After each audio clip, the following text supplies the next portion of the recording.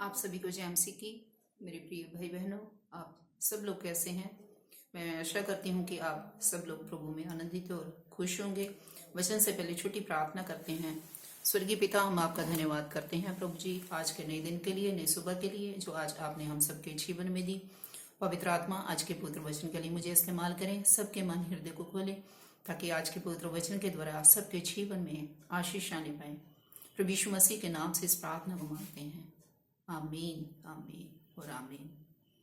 Hallelujah. परमेश्वर के लोगों, आज हम वचन से सीखेंगे परमेश्वर को पिता कहने का अधिकार किसके पास है। हालेलुया। मेरे साथ वचन निकालें।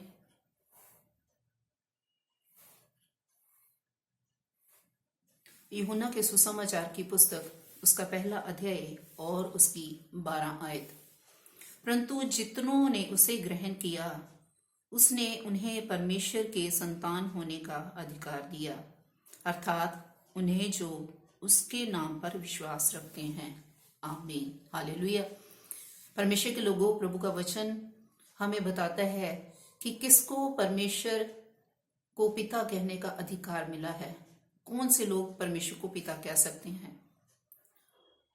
परमेश्वर के वचन में लिखा है, जितनों ने उसे ग्रहण किया। किसे ग्रहण किया? प्रभु यीशु मसीह को। उस प्रभु यीशु मसीह को जो इस संसार में आया, जिसने मेरे लिए और आप सबके लिए इस संसार में जन्म लिया, और वो मेरे लिए क्रूस पर मारा गया, मेरे लिए गाड़ा गया, और मेरे लिए और पूरी मानव जाति के लिए वो तीसरे दिन मृतकों में से जी उठा। प्रभु का वचन बताता है, प्रभु का दास यूहन्ना लिखता है कि जितनों ने उसे ग्रहण किया, जितनों ने, चाहे वो किसी भी जात का है, किसी भी कुल का है, भाषा का है, किसी भी तरह, किसी भी देश से या किसी भी नगर से, राज्य से, जहां कहीं के भी आप लोग हैं, जिससे भी आप संबंध रखते हैं, अगर आप प्रभु यीशु मसीह को अपने जीवन में ग्रहण कर लेते हैं, स्वीकार कर लेते हैं, तो आगे वचन बताता है कि उसने उन्हें परमेश्वर के संतान होने का अधिकार दिया। प्रभु यीशु मसीह ने, परमेश्वर ने उनको ये अधिकार दे दिया है।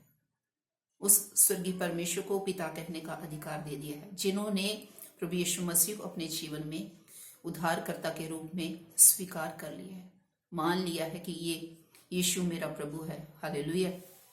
अर्थात उन्हें जो उसके नाम पर विश्वास रखते हैं। और दूसरा ये है कि प्रभु यीशु मसीह पर जो लोग विश्वास रखते हैं। इसलिए प्रभु के प्रिय लोगों, हम परमेश्वर के पास बेझिझक जा सकते हैं। परमेश्वर ने प्रभु यीशु मसीह के नाम पर हमारे विश्वास को और उसको अपने जीवन में ग्रहण करने के द्वारा ये अधिकार हमें दिया है। हालेलुया। कि हम परमेश्वर की संतान बने। हालेलुया। जिन्होंने उसको ग्रहण कर लिया है, परमेश्वर ने उसको अपनी संतान होने का अधिकार दे दिया है। हम परमेश्वर के बेटे और बेटियां बन जाते हैं जब हम प्रभु यीशु मसीह को अपने जीवन में ग्रहण करते हैं, स्वीकार करते हैं कि यीशु मेरा प्रभु है। प्रभु यीशु मसीह मेरे लिए मारे गए, मेरे लिए गाड़े गए, मेरे लिए तीसरे दिन मृतकों में से जी उठे, और हम उसके नाम पर विश्वास रखते हैं, तो इस तरह से हम परमेश्वर की संतान कहलाते हैं। हम उसके बेटे और बेटियां बन जाते हैं। और ये अधिकार हमें प्रभु यीशु मसीह के द्वारा मिला है। हालेलुया। उसे ग्रहण करने के द्वारा, उस पर विश्वास करने के द्वारा पिता हमें ये अधिकार देते हैं। हालेलुया। इसलिए परमेश्वर के लोगों, अगर आपने प्रभु यीशु मसीह को अपने जीवन में स्वीकार नहीं किया, उसको ग्रहण नहीं किया, उसके नाम पर विश्वास नहीं किया, तो आज ये समय है कि अगर आप इस वचन को सुन रहे हैं, तो प्रभु यीशु मसीह को अपने जीवन में स्वीकार करें, ताकि हम उस स्वर्गीय परमेश्वर की निज संतान बनने पाए, हम उसके बेटे और बेटियां बनने पाए, और हम उस अधिकार को प्राप्त करने पाए जो अधिकार परमेश्वर अपने लोगों को देना चाहता है। और वो अधिकार परमेश्वर हमें देता है प्रभु यीशु मसीह को अपने जीवन में ग्रहण करने के द्वारा, उस पर विश्वास करने के द्वारा। हम उसे पिता कहकर पुकारते हैं, और जब हम पिता कहकर प्रभु को पुकारते हैं, उस स्वर्गीय परमेश्वर को, वो परमेश्वर हमारी सारी प्रार्थना को सुनते हैं और हमारी हर एक प्रार्थना को सुनकर उनका उत्तर देते हैं। आइए अपने जीवन में फैसला करें प्रभु यीशु मसीह को ग्रहण करने का, उस पर विश्वास करने का, ताकि हम वो अधिकार पाएं हम जो परमेश्वर हमें देना चाहते हैं, हम उसके बेटे बेटियां बन जाएं।